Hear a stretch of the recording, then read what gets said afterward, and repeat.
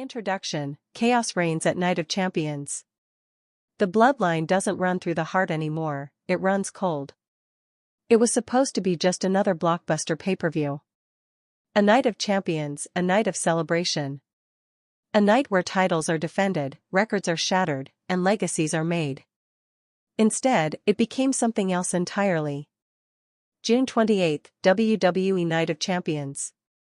The air was thick with anticipation, the kind that wraps around your throat and doesn't let go. The fans in the arena weren't just here to watch matches, they came to witness dominance. And when the match card revealed Solo Sikoa would face Jacob Fatu for the United States Championship, most thought they knew what to expect, a brutal collision between two savage warriors with roots buried deep in wrestling royalty. What no one expected was the beginning of a hostile takeover. Let's be clear, Jacob Fatu wasn't a placeholder champion. He was the immovable object. Undefeated. Unshaken. Unrivaled. A human wrecking ball who bulldozed his way through the mid-card and upper-card alike. His title reign wasn't just about gold, it was about fear. Every time Fatu stepped into the ring, it felt like a prison brawl, no mercy, no escape. So when Solo Sikoa was announced as his challenger, there was a murmur. Not disbelief, Solo had pedigree, but concern. Fatu had momentum. Fatu had dominance. And Sikoa? Sikoa had been quiet. Too quiet. But silence in wrestling is never just silence. It's calculation. That night, the match started as expected, fists flew, bodies crashed, the mat echoed. Fatu took early control. You could feel the audience's bloodlust rising as he hammered Sikoa with headbutts, slams, and sheer force. It wasn't pretty, but that was Fatu's charm. He doesn't wrestle. He demolishes. Then came the moment that flipped the script. Tongaloa. No music. No warning. Just chaos. Out of the crowd, Tongaloa surged into the ring like a missile, targeting Fatu with a spear that cut him in half. The referee was down. The fans? Screaming. The commentary table? Silent, then incoherent. What was Tongaloa doing here? He hadn't appeared in a WWE ring in years. The man was presumed distant from the bloodline war, aligned, perhaps, with NJPW loyalties, not WWE's turf war. But there he was. Grinning. And then, just when the dust started to settle, Hikuleo arrived. Not walked. Not strolled. Arrived. The lights dimmed. A murmur swept across the arena. Those in the know instantly recognized the silhouette. The towering presence. The lineage. As he stepped onto the ramp and down into the chaos, time stood still. Hikuleo, the youngest monster of the Tongan dynasty, had made his WWE debut. And he wasn't there to shake hands. With one devastating boot to Fatu's face, the message was clear: alliances had shifted. Factions had blurred. And the bloodline was no longer just fractured. It was mutating. As the smoke cleared, Solo Sikoa stood tall. Holding the U.S. Championship above his head. Breathing heavy, but not from exhaustion, from satisfaction. There was no celebration. No smile. No arrogance. Just ice.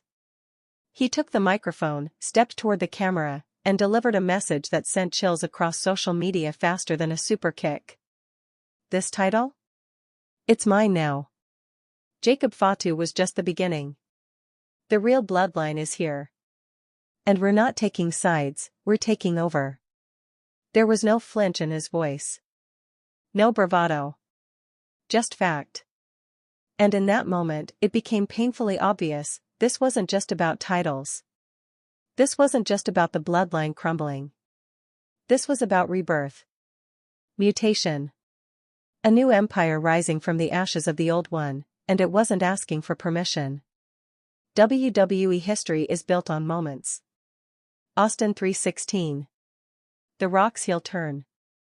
The Shield's implosion. CM Punk's pipe bomb. But this? This felt like the opening shot of a civil war with no rules, no referee, and no interest in reconciliation. The match may be over, but the war has just begun. And here's the question now lingering in every fan's mind: if the real bloodline just declared war, who's left to stop them? Understood. Here's the next section. Solo's path to the title. Before he held the United States Championship above his head, before he stood in the center of the ring with cold fury in his eyes, Solo Sikoa was seen as the quiet one. The enforcer. The shadow behind Roman Reigns. The final word when words failed. He didn't beg for the spotlight, and he didn't need to. Every movement, every silence, every stare down was deliberate. Calculated. Dangerous. And now, after what went down at Night of Champions, it's clear, all of it was building toward this moment. Solo wasn't born into wrestling. He was bred for it. The youngest son of Rikishi, a member of the prestigious Inoue family. His brothers, Jimmy and Jey Uso, are already WWE legends. His cousins, Roman Reigns, The Rock, Umaga, have headlined WrestleMania and shaped wrestling eras. But Solo? He took a different route. Less flash. More fire. His WWE journey started like many others, in NXT. But unlike others, Solo's arrival wasn't drowned in hype packages or grand entrances. He showed up unannounced at NXT 2.0 in 2021. No name was dropped ahead of time. No official build. Just a man with war paint on his face, fire in his eyes, and a chip on his shoulder the size of his entire family legacy. And in his very first appearance, he made it clear, he wasn't here to follow the bloodline. He was here to forge something new. Within months, Solo Sikoa became one of the most compelling forces in NXT. He wasn't flashy. He didn't play to the crowd. His matches were blunt instruments, hard-hitting, methodical, ruthless. Fans began to notice. This wasn't just another developmental talent. This was a predator learning how to stalk in silence. His matches against the likes of Santos Escobar and Carmelo Hayes weren't about championships, they were about legitimacy. Solo didn't just win. He imposed. He brought a street-fighting realism to NXT that felt jarringly authentic. Every punch had meaning. Every kick was an exclamation mark. He wrestled like he had something to prove and no time to waste. But what made Solo stand out even more was his aura. He didn't need the mic. He didn't need flashy ring gear. His presence did the work. He wasn't a sports entertainer. He was a threat. A human fuse waiting to be lit. Then came Clash at the Castle.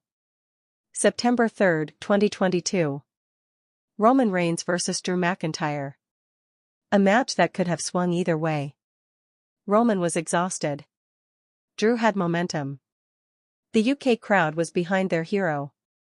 And just when it looked like McIntyre would take the undisputed title, the lights shifted.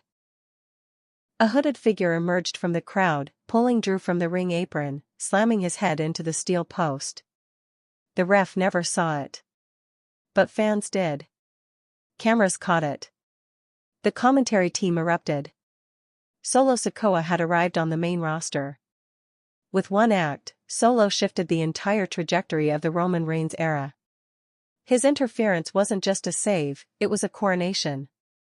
Roman Reigns retained the title, thanks to someone the WWE Universe hadn't seen coming. Someone who didn't speak, didn't pose, didn't celebrate. Solo simply stared, stoic, mission complete. That moment marked a clear pivot in Solo's character. He wasn't just the new muscle for the bloodline, he was their nuclear option. Over the next few months, Solo evolved. He became the one who did what Roman wouldn't. When Sami Zayn's allegiance was in question, Solo didn't ask for clarity. He delivered a Samoan spike to the heart of the problem. When Jey Uso struggled with loyalty, Solo didn't hesitate. He kept the peace by enforcing chaos. And behind all of this was something deeper. Something subtle.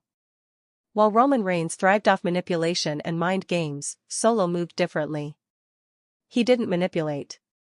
He didn't talk circles around people. He just watched. Listened. Executed. Some fans thought Solo was just another cog in Roman's machine. But others saw it. The restraint. The calculation. The slow-burning undercurrent of ambition. Solo wasn't loyal. He was patient. His in-ring style reinforced that idea. Solo's matches never relied on flash. No springboards. No showboating. Just impact. Strikes. Power. He had the energy of a silent movie villain, every action more chilling because of what wasn't said. And over time, fans realized, he wasn't just being obedient to Roman. He was learning. Absorbing. Preparing. Then came the first crack. It started subtly. Solo began standing in the background less. He made his own entrances. He interfered in matches not on Roman's orders, but of his own accord. He didn't wait for approval, he acted. And as tension grew within the bloodline, particularly after Sami Zayn's exile and Jey Uso's resistance, Solo began to detach. Not obviously. But unmistakably. You could see it in his eyes. He wasn't there to protect Roman's empire. He was watching it decay. And when the chaos between Jimmy and Jey boiled over, when the family began to implode from the inside, Solo didn't intervene. He watched. In the lead-up to Night of Champions, Solo was unusually quiet. No cryptic promos. No hints of defiance. Just silence. Focus. But insiders knew something was off. Reports leaked of locker room tension. Roman Reigns hadn't been seen consistently on TV. Paul Heyman was working overtime to maintain order. And Solo? He stopped showing up for family meetings. Stopped running with the Usos. He trained alone. Spoke less. Smiled never. So when WWE announced Solo Sikoa would challenge Jacob Fatu for the United States Championship, the reaction was split. On paper, it was a dream match. Two brutal enforcers from the same extended family. Two men who didn't care for cheers or boos. But under the surface, this match wasn't just about gold. It was a declaration. Jacob Fatu had torn through WWE's mid-card with reckless abandon. His matches weren't just wins, they were assaults. He had turned the US title into a badge of war. And now, Solo Sikoa was coming for it, not to climb a ladder, but to start a fire. The moment that match was announced, fans knew something was brewing. Fatu represented raw dominance. Solo represented calculated fury. Both were unflinching. Both had something to prove. But only one of them was part of something bigger. Looking back now, it's obvious, Solo didn't just train for the match, he orchestrated everything around it. Tongaloa's interference. Hikuleo's debut. None of it felt impulsive. It felt tactical. Efficient. Cold. When Solo finally pinned Jacob Fatu, it wasn't just the end of a match. It was the end of the old narrative. The end of Solo Sikoa being an accessory to Roman's dominance. That pinfall was symbolic. It wasn't just about a new champion, it was about a new faction. A new mission. A takeover. Solo Sikoa's path to the title wasn't about defiance. It was about evolution. He didn't rebel. He transformed. And now, with the United States Championship around his waist and an army forming behind him, it's clear, Solo was never meant to be second in command. He was meant to lead. From the moment the bell rang, there was no confusion about what kind of match this would be. No lockups. No test of strength. Just immediate violence. This wasn't about sportsmanship or showmanship. This was tribal war inside a 20 by 20 ring. No glitz. No spectacle. Just two men with family ties and a legacy of destruction, trying to outdo each other in the most brutal way possible. Jacob Fatu was the first to strike, charging Solo with an explosive running headbutt that sent shockwaves through the ring ropes. It wasn't just a statement, it was dominance.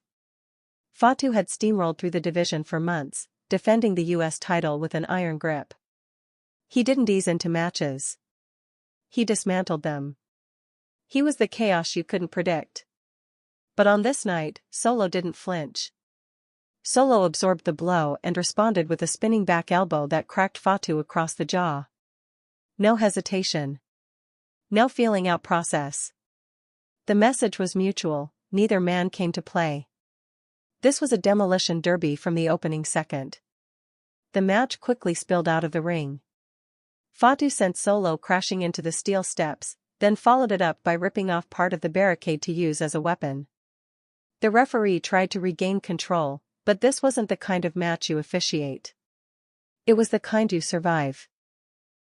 Solo regained momentum by reversing a whip into the steps and delivering a Samoan drop onto the exposed concrete. Fans in the front row were on their feet, not cheering, just stunned. These weren't high spots. They were real shots. You could hear the impact echo throughout the arena. Back inside the ring, the psychology began to unfold. Fatu worked methodically, targeting Solo's ribs after noticing him favoring his side following a hard landing outside. He locked in a body vice and transitioned to a grounded bear hug, using his full frame to squeeze the breath out of Solo.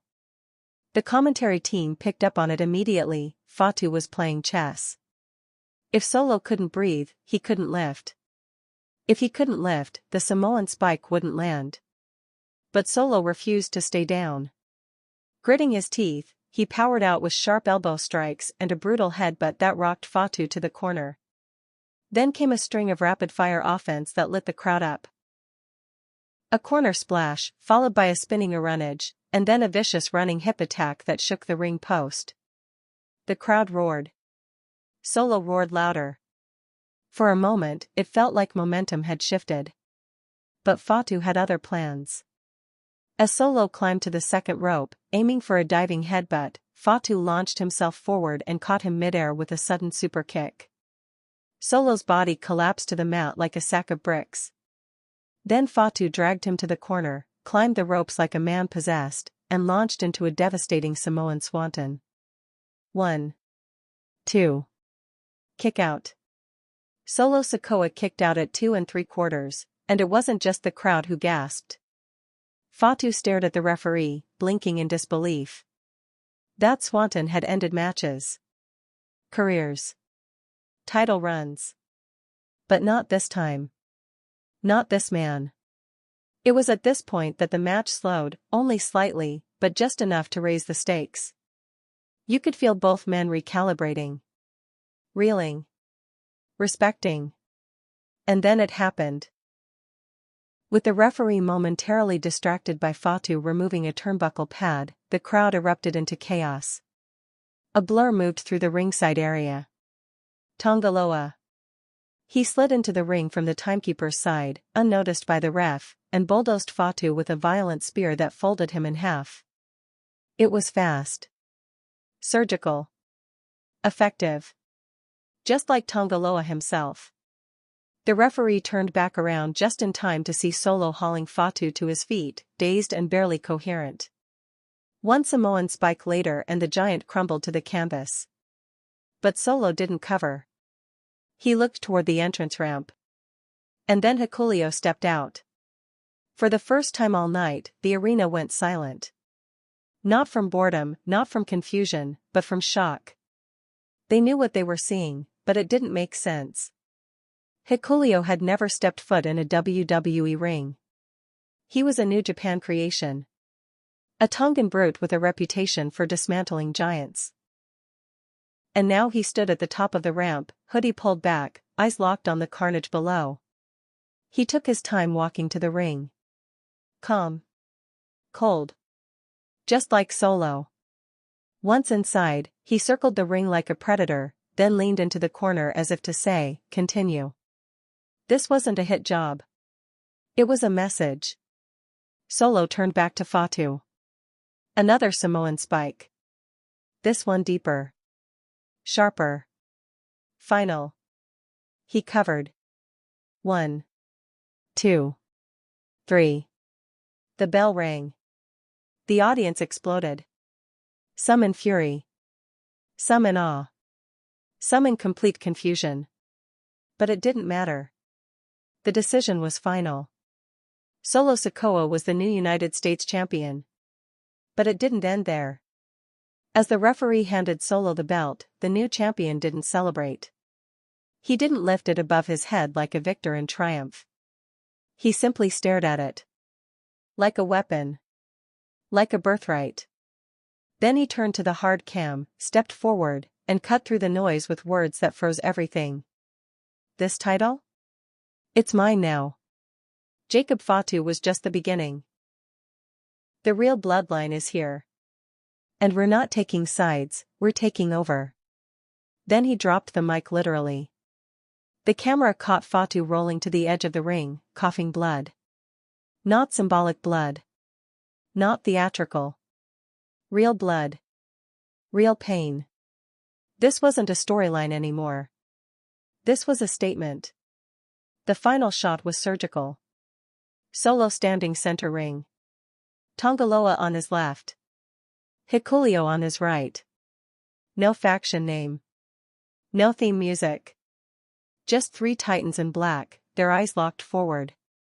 The message wasn't said again. It didn't have to be. It was already echoing through the crowd, through the commentary, through the locker room.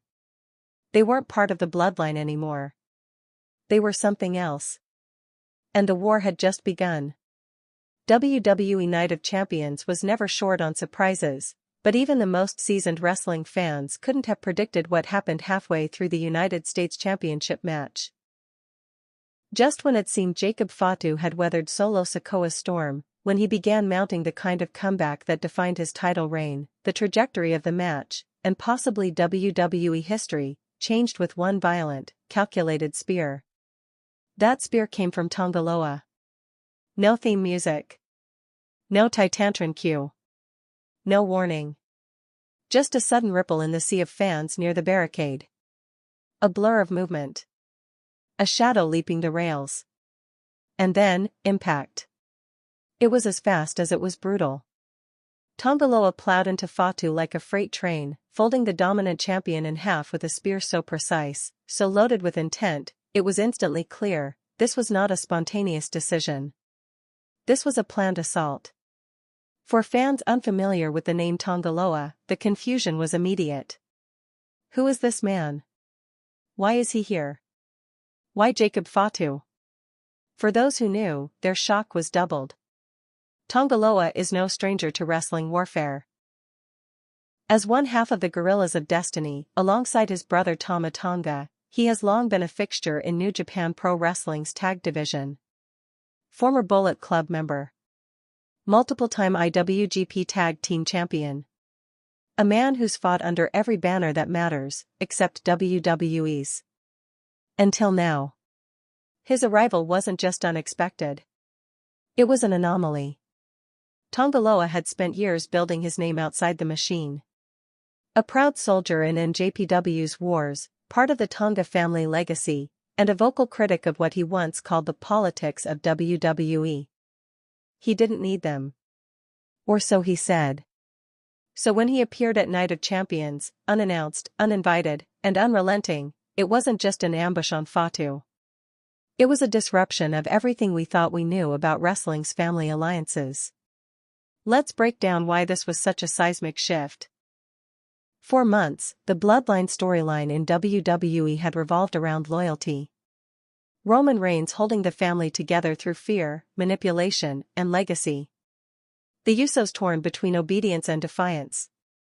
Solo Sikoa playing the silent enforcer, seemingly loyal to Roman but increasingly distant. Jacob Fatu's title reign was seen as parallel but not connected, a cousin operating on his own terms, with no direct alignment to Roman's fractured empire. Enter Tongaloa. His interference signaled something more dangerous than betrayal, it hinted at unification. Not the unification Roman had tried to enforce. A new one. A Tongan-led movement. A reset of the bloodlines. Not tribal in name, but tribal in action. The timing of Tongaloa's attack was surgical. Fatu had just regained momentum after enduring a beating from Solo.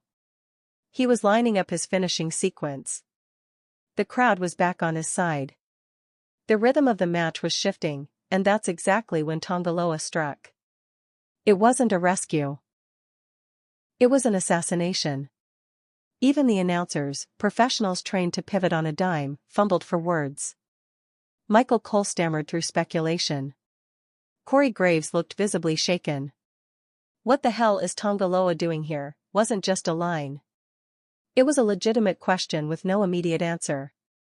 Let's talk psychology. This wasn't just a run-in. This was a psychological move. An exclamation point dropped at the perfect moment to crush the old narrative. The Bloodline's collapse had left a power vacuum, and while fans debated whether Jay or Jimmy would lead a counterfaction, Solo was building his own militia behind the scenes. And it started with Tongaloa, a known mercenary, a technician of violence, someone with the credibility to shift momentum but the unpredictability to keep fans guessing. And maybe that's why it hit so hard. Tongaloa didn't arrive like a debuting babyface. He didn't wave. He didn't pander. He came in like a ghost from a different battlefield, delivered his hit, and vanished into the shadows of Solo's presence. But this wasn't a one-night hit job. The look in Tongaloa's eyes after the spear said everything. He didn't look at Jacob Fatu. He didn't taunt the crowd. He looked at Solo. Not with reverence, but recognition. This wasn't a pawn helping a king. This was one general joining forces with another. Let's rewind and examine what this could mean behind the scenes. Tongaloa's contract situation had been a question mark for months. Whispers circulated after his match in NJPW Resurgence that he might be weighing his options. Some speculated that with Tama Tonga's recent WWE signing and their shared connection with Hikuleo, a move was in the works. But no one expected this kind of entrance. No paperwork leaks. No backstage sightings. Not even a hint on social media. It was airtight. That level of secrecy? It's rare. It speaks to a storyline being guarded at the highest levels. And it suggests WWE sees this new faction, not as a side story, but as the story. For fans paying attention, the symbolism was hard to miss. Jacob Fatu, the symbol of Samoan dominance, was taken out by a Tongan invader. The act called back decades of animosity between Samoan and Tongan families, not personal animosity, but wrestling mythology. In territories across the globe, from the islands to the Indies, from Japan to Florida, Samoan wrestlers and Tongan wrestlers have built a reputation of respect laced with rivalry. And now that rivalry had just reignited in the most high-profile company in the world, in front of millions. As the match moved toward its finish, after Hikuleo's arrival, after Solo's second Samoan spike, it became clear, Tongaloa's role wasn't just muscle. It was foundation. He was laying the groundwork for something larger than interference. Something that extended beyond family. Beyond reigns. Beyond titles. There's a word that hasn't been used yet, but it lingers over this whole situation: war. Wrestling factions are often built on temporary alliances. Friends today, enemies tomorrow. But the chemistry between Solo and Tongaloa felt different. There was no hug. No handshake. Just a mutual understanding. These men didn't need to bond, they already belonged to the same ideology, no loyalty to blood. Just loyalty to purpose. What was that purpose? If you take Solo's words at face value, we're not taking sides. We're taking over. Then this isn't just a new faction. It's a regime change. A statement that the tribal family lines don't matter anymore. The power structure itself is being rewritten. No reigns. No Usos. No elders. Just a coalition of outlaws with one goal: conquest. And the first shot was fired by Tongaloa. The fallout was immediate. Fans online exploded with speculation. Was this the new bloodline? Or something altogether separate? Why Tongaloa? Why now? Why Fatu? Within an hour of the match ending, social media was flooded. Memes. Theories. Freeze frames of Tongaloa's face. Old footage from NJPW. Comparisons to the Shield's debut. Parallels to the original NWO storyline. It was all there. Because whether fans loved it or hated it, they knew one thing. They hadn't seen the last of Tongaloa. And more importantly, they hadn't seen the full plan. Not yet. The night was already spinning. Solo Sikoa had just survived Jacob Fatu's storm. Tongaloa had returned in shocking fashion, dropping Fatu like a concrete slab with a spear out of nowhere. The audience was reeling. The commentary team hadn't recovered. And then, just when things seemed to stabilize, when the match could have simply ended in shocking controversy, something else happened. The lights didn't flicker. There wasn't a signature sound cue. But the audience noticed the shift before the cameras did. A shadow at the top of the ramp. A presence. Then the slow, deliberate emergence of a figure whose frame said everything before he even took his first step forward. Hikuleo. Fans who knew him from NJPW knew what they were looking at, a 6 feet 8 inches enforcer, born into wrestling legacy, molded in international brutality. But for many WWE fans, this was their first glimpse of him. They didn't yet know the resume. They didn't need to.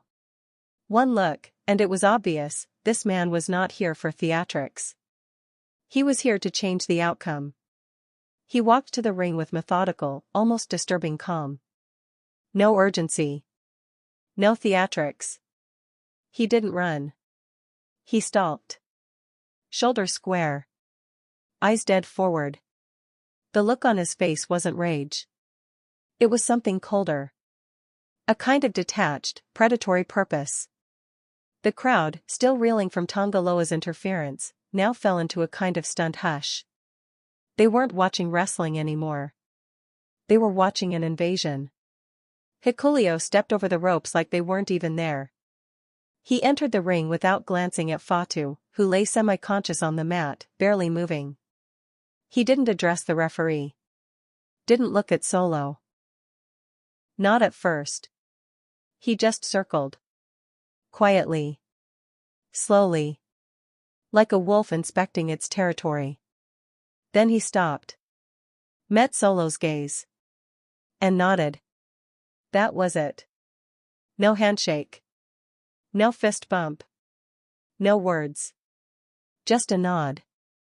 Solo returned it. And in that moment, the entire trajectory of WWE's future shifted. Let's break down what that nod meant. It wasn't an alliance in the traditional sense. It wasn't a contract signing. It was a signal. Hikuleo was not debuting as a babyface. Not as a mid-card project. He was here as something else. A soldier? Maybe. A weapon? More likely. Fans familiar with Hikuleo's work in NJPW understand what makes him unique. He's not just a big man. He's a big man who moves like a cruiserweight when he wants to, and hits like a heavyweight when it matters.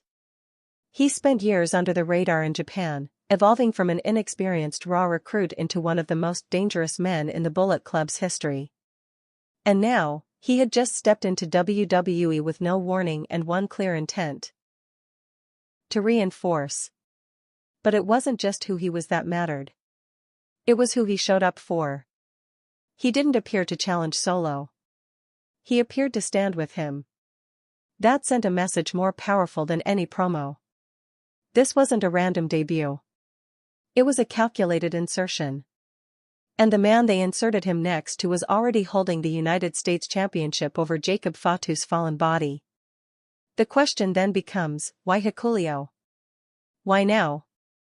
If Solo Sikoa is the leader of this new uprising, and Tongaloa is the blunt force trauma, then Hikuleo is the nuclear deterrent. His size alone alters the chessboard. But it's his timing that matters more. His entrance wasn't an assist. It wasn't interference. It was confirmation.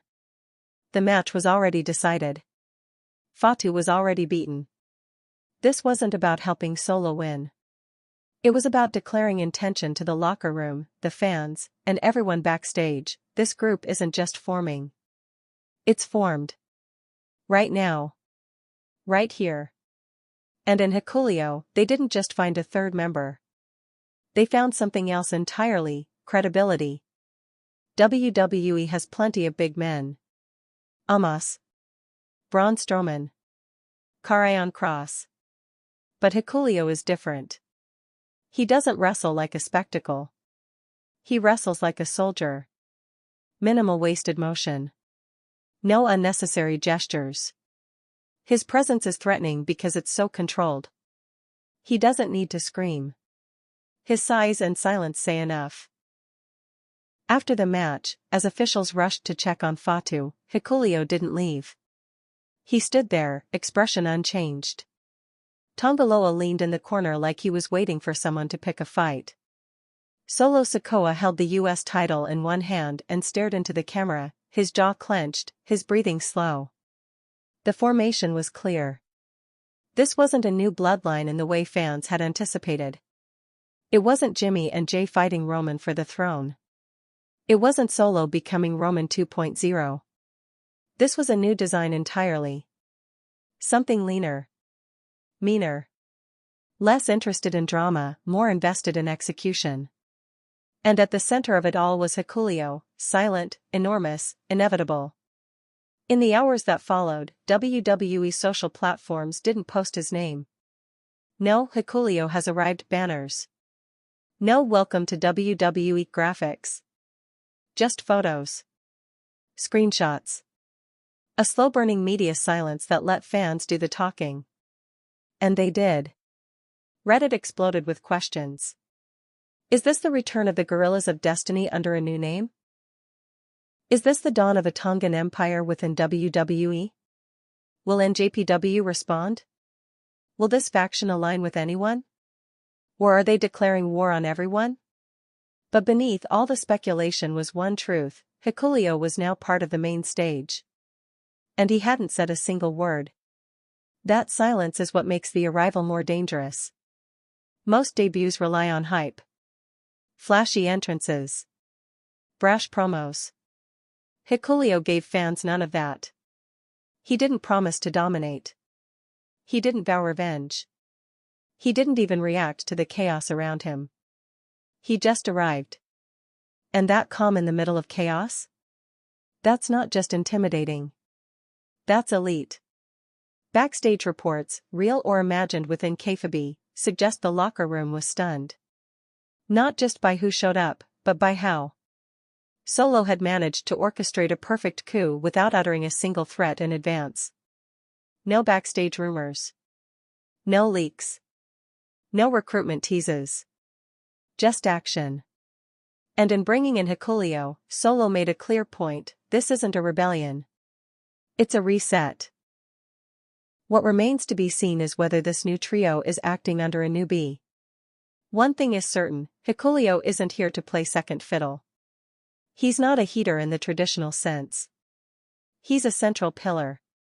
Someone who will change the entire landscape of WWE's upper midcard and possibly even its main event picture depending on how the story unfolds. He's not Roman's next challenger.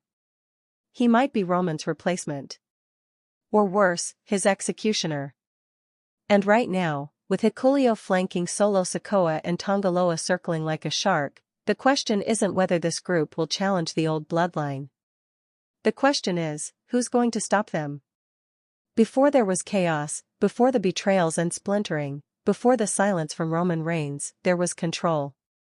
Dominance. Unity. The bloodline wasn't just a faction. It was the nucleus of WWE programming for nearly 3 years. Every storyline, every major event, every pay-per-view main event bent around them like gravity. Roman Reigns was more than the tribal chief. He was the son, and Jimmy, Jay, Solo, and Paul Heyman orbited him, serving as champions, bodyguards, and enforcers of a reign built on intimidation and psychological warfare. But empires don't last forever. They rot from within. And now, we're watching what's left of the old bloodline crumble under the weight of its own silence. To understand what happened, you have to go back to the beginning of this dynasty. When Roman Reigns returned in 2020 at SummerSlam, aligned with Paul Heyman and immediately reclaimed the Universal Championship, the shift was instant. The days of the babyface Roman, booed despite being booked as a hero, were over. The new Roman was vicious, calculating, manipulative. A warlord dressed in Gucci. Then came Jey Uso. Their initial conflict was about dominance, Roman demanding acknowledgement as tribal chief, Jey resisting. It was family versus ego.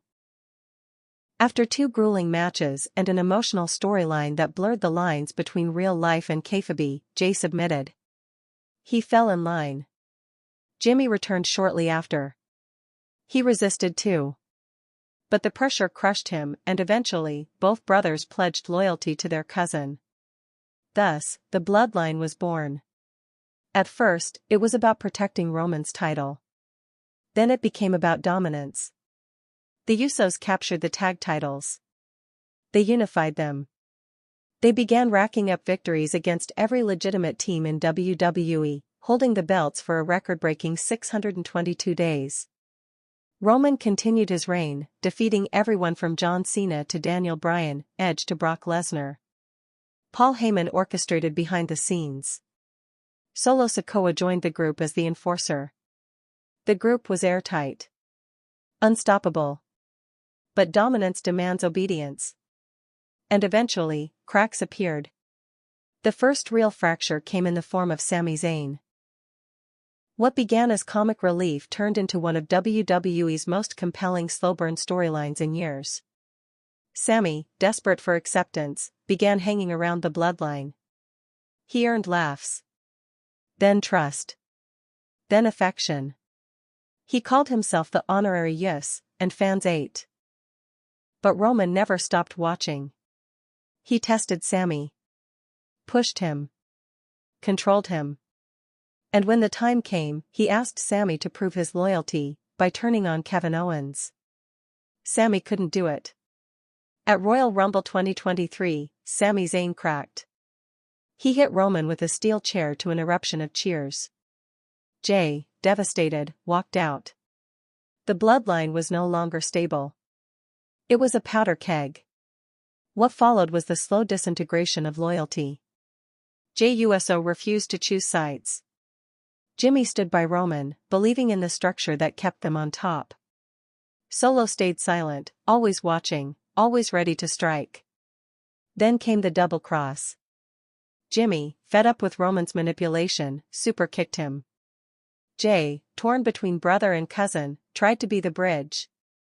But bridges collapse under weight. Eventually, Jey snapped too. The Usos broke away. Super kicks rained down. Roman was left staggered. The cracks became canyons. What about Solo? That's the question that lingered through it all. He didn't flinch when Sami left. He didn't react when Jimmy rebelled. He didn't move when Jey questioned everything. Solo was always the quiet one. But silence is never just silence. It's calculation. He stayed at Roman's side. But was it out of loyalty? Or strategy? Roman, sensing the implosion, retreated. His appearances became sparse. He stopped defending the title regularly. His interviews grew more erratic. Paul Heyman tried to glue the story back together with promos and deflections, but the energy had shifted. The bloodline was no longer dominant. It was fractured. And into that fracture stepped a new force. While fans debated whether the Usos would form their own faction or if Roman would rebuild from the ashes, Solo was building something else entirely, quietly, dangerously, precisely. He didn't tell us what he was planning. He didn't hint at rebellion. He didn't cut angry promos. He simply waited. And then he struck. The events at Night of Champions weren't just a betrayal of the bloodline. They were the burial of it. When Solo accepted the US title match against Fatu, it wasn't framed as a family clash. It was a standalone contest. But in hindsight, it was the perfect setup. Fatu had never officially joined Roman's side, but he was seen as an adjacent piece. A monster cousin. A symbol of the family's continuing presence. Solo destroyed that symbol. And he didn't do it alone. He brought Tongaloa. He brought Hikuleo. He didn't just beat Jacob Fatu, he replaced him. Erased him. Rewrote the equation. This wasn't a split from the bloodline. It was a purge. So what happened to the old bloodline? It decayed. Roman Reigns, the so-called tribal chief, lost control. The Usos stopped following. Solo stopped waiting. And now, with new soldiers behind him, the son of Rikishi has declared his own path, not bound by hierarchy, not tethered to old loyalties. He isn't looking to fix the bloodline. He's looking to burn it down and build something stronger. With the smoke barely cleared from Night of Champions, one question is echoing across the WWE universe, louder than any entrance music, louder than any promo. Is this the beginning of a civil war? The Bloodline, once WWE's strongest unit, has split into factions. On one side, the original dynasty, Roman Reigns, Jimmy USO, and the echoes of loyalty they once commanded. On the other, the new regime, Solo Sikoa, Tongaloa, and Hikuleo, silent, aggressive, and terrifyingly efficient. Make no mistake, this isn't just a rivalry. It's a confrontation between two visions of dominance. And a collision feels not just inevitable, it feels necessary. Let's define the sides first. The old bloodline, headed by Roman Reigns, was built on structure. Authority. Fear. It ran like a mafia family. Roman as the boss, the Usos as his hitmen, Paul Heyman as the consigliere. Solo Sikoa was the muscle, silent and obedient. Titles were kept in-house. Dissent was punished. Order was everything. And it worked, for a while. But every hierarchy falls. Power eventually meets its equal, or its opposite. The new faction, led by Solo Sikoa, doesn't operate on hierarchy. There's no long-winded speeches about heritage. No thrones. No family councils. It's a war council. What Solo has built is leaner. Sharper. Tongaloa and Hikuleo don't defer to him like subordinates. They stand beside him. This isn't about a tribal chief, it's about a tribal reset. No pageantry. Just power. So what happens when these two visions collide? The writing's already on the wall. Roman Reigns, though quiet since Solo's betrayal, has to respond. Not because of ego, though he has plenty of that, but because his legacy is at stake. The man who branded himself as the head of the table has been challenged not just by an enemy, but by a blood relative. Someone who saw everything Roman built, and decided to burn it. But Roman won't face this threat alone.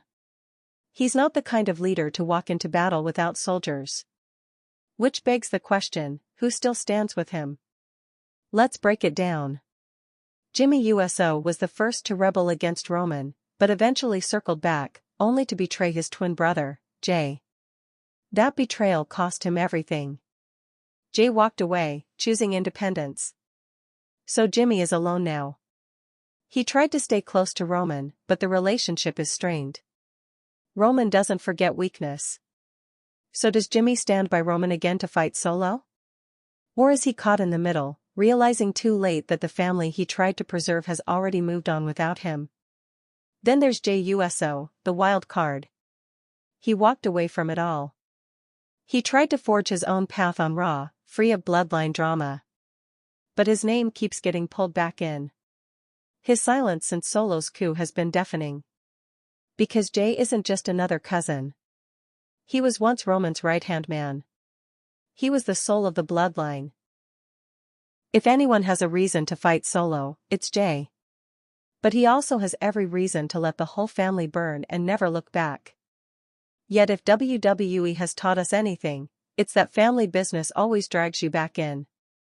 So imagine this. Roman Reigns. Jimmy Uso. Possibly even a returning Jey, reluctant, but angry, forced to unite again not out of loyalty, but out of necessity. Against Solo Sikoa. Tanga Loa. Hikuleo. That's not a feud. That's war. And don't think for a second WWE doesn't see the potential in it. This is storytelling gold, brothers turned enemies, cousins turned rivals, new blood rising from the ashes of old dominance. The visual alone, Roman and Jey standing across from Solo and Hikuleo, is cinematic. But this isn't just about visuals. It's about power. If Roman wins, he restores order. The bloodline, however damaged, regains control. But if Solo wins? It's a complete regime change. Not just in the family, but in WWE itself. Here's why that's terrifying. The old bloodline played by rules. Manipulative rules, sure. But rules nonetheless. Roman used psychology. Paul Heyman played the long game. The Usos tried to keep peace within chaos. Solo's faction? They play by no rules. Tanga Loa doesn't talk. He strikes. Hikuleo doesn't announce his arrival. He materializes. Solo doesn't negotiate. He delivers. They're not here for belts. They're here for demolition. And that's what separates this potential feud from anything WWE has done in years. This wouldn't just be a match. It would be a complete ideological war between control and destruction. And like all great wars, there's bound to be collateral damage. Think about the ripple effects. If Solo takes over the bloodline legacy, where does that leave Paul Heyman? The man who brokered the empire? Does he jump ship?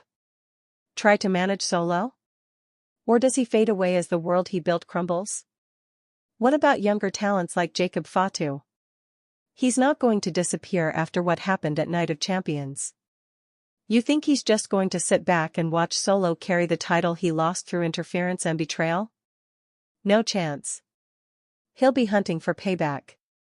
Whether he allies with Roman or declares war on all of them, he's not done. And let's not forget about the bigger board, Seth Rollins, Cody Rhodes, Drew McIntyre. These are top stars watching this family war unfold, knowing full well that whoever emerges from it will shape the future of WWE. But before we even get to that stage, one question must be answered. Will the old bloodline unite to defend their legacy? Or will they die divided? The seeds are planted. The stage is being set. And the collision is coming. Night of Champions ended in a shockwave. Not just for the fans, not just for the broadcast team, but for the locker room. When the camera feed cut and the arena lights dimmed, WWE talent and crew were left in stunned silence. No one saw this coming, not the timing, not the players involved, and certainly not the outcome. Backstage wasn't business as usual. It was electric. Unstable. Let's start with the wrestlers, those who had been watching the match live from the monitors or preparing for their own matches. The first to react was Sheamus. Caught leaving gorilla position, still lacing his boots after his own match, Sheamus gave a brief comment to a camera crew backstage. "I don't know what I just watched, fella. That wasn't a match, that was a bloody ambush. Solo didn't just win a title tonight, he started something. I've been around long enough to know the feeling in the air when something big just dropped. And trust me, this was big." Kevin Owens was less composed. In a hallway, pacing with visible frustration, he spoke to an interviewer off camera. "This is the kind of garbage that keeps happening around here. People thinking they can just walk in, jump the rails, and change the rules. What Solo did tonight. It's not dominance, it's cowardice with backup. I don't care if you bring in your cousin, your uncle, your whole damn island. You're not untouchable." Back in the locker room, Montez Ford reportedly stood frozen in front of the monitor after the finish. According to multiple eyewitnesses, he said just one word. Damn. For a man who rarely lacks words, that one syllable said enough. Liv Morgan, who had defended her title earlier in the night, offered a different kind of reaction when approached backstage. There's always been drama in the bloodline, but tonight? Tonight felt like a hostile takeover. That wasn't about family. That was about erasure. Solo didn't want to win a match. He wanted to erase Fatu. And he did. Then there was Sami Zayn. He knows the internal workings of the bloodline better than anyone outside of it. He stood shoulder to shoulder with Roman, Jimmy, Jay, and Solo for months. He was once the honorary Yus. He was betrayed, cast out, and scarred by the experience. When approached backstage, he didn't give a quote. He didn't stop walking. But the look on his face said it all, this wasn't over. There were also whispers that Roman Reigns, not booked to appear at Night of Champions, had watched the match from a remote location. Security was reportedly doubled in his absence. When the cameras panned backstage for a brief live shot of the locker room after Solo's win, there was no Roman. No Heyman. Nothing but murmurs. A power vacuum had just opened, and everyone knew it. Several NXT talents in attendance, brought up for exposure, were reportedly shocked by the rawness of the segment. They weren't just watching entertainment. They were watching a new chapter write itself in real time.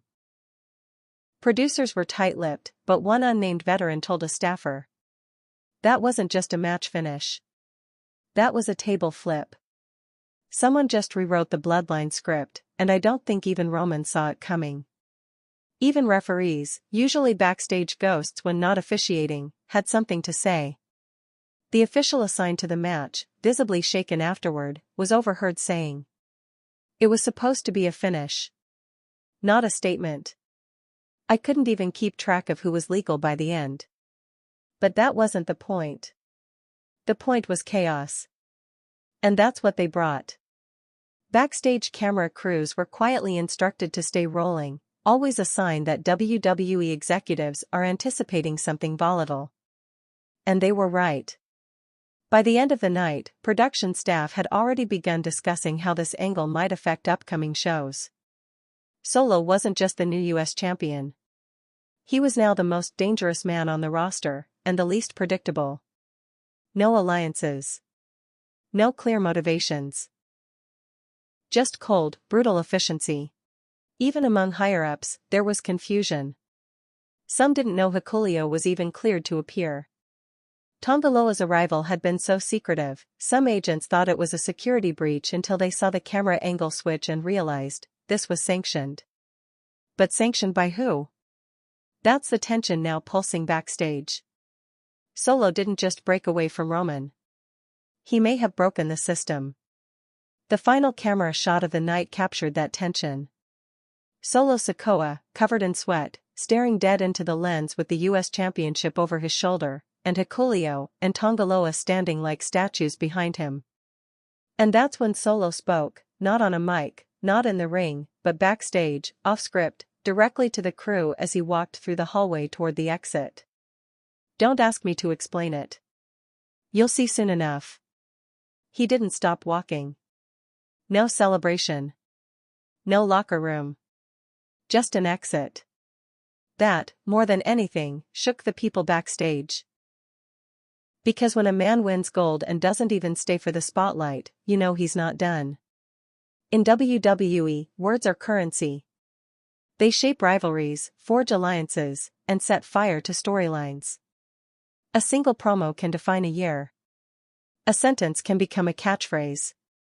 A look into the camera can launch a career, or bury it.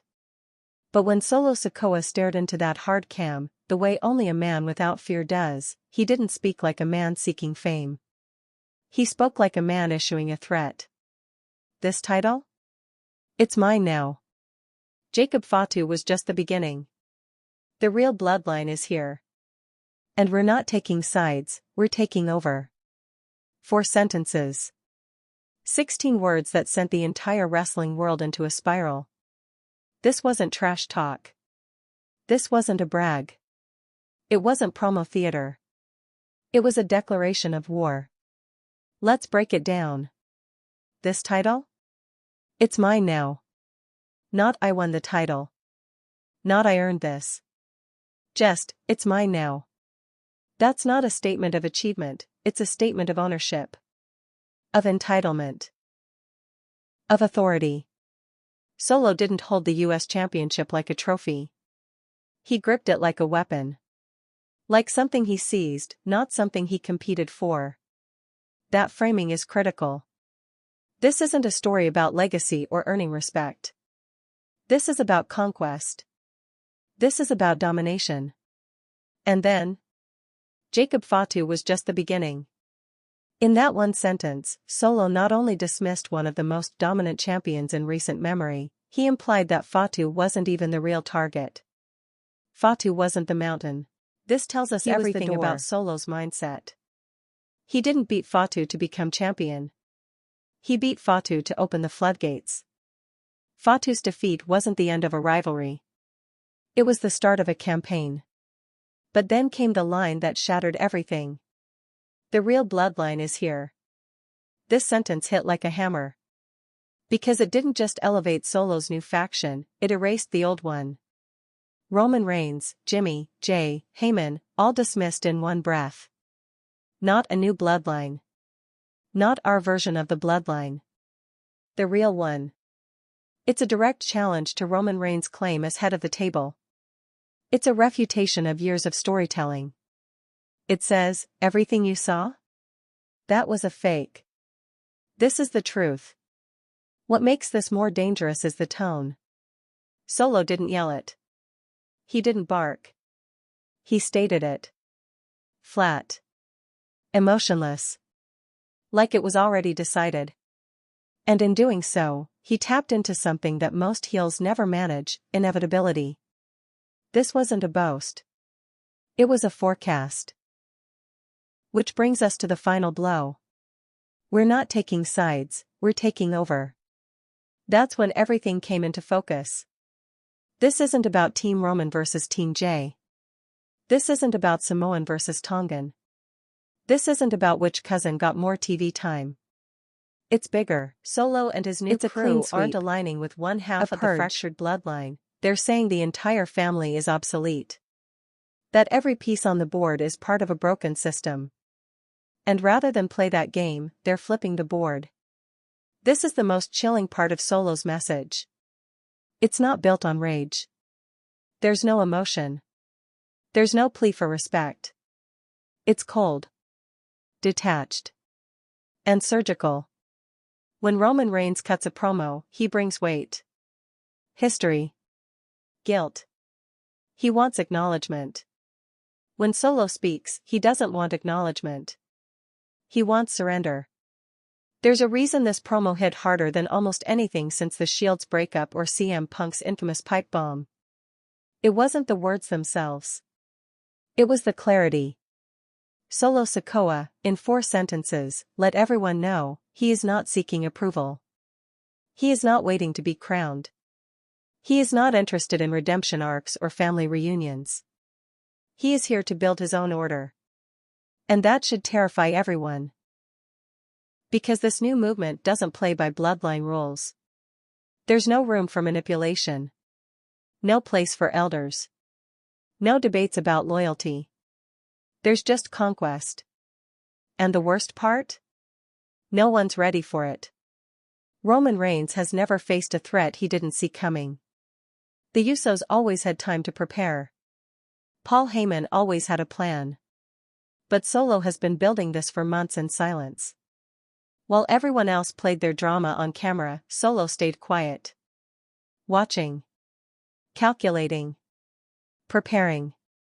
And now he's speaking. Just 4 sentences. But every syllable was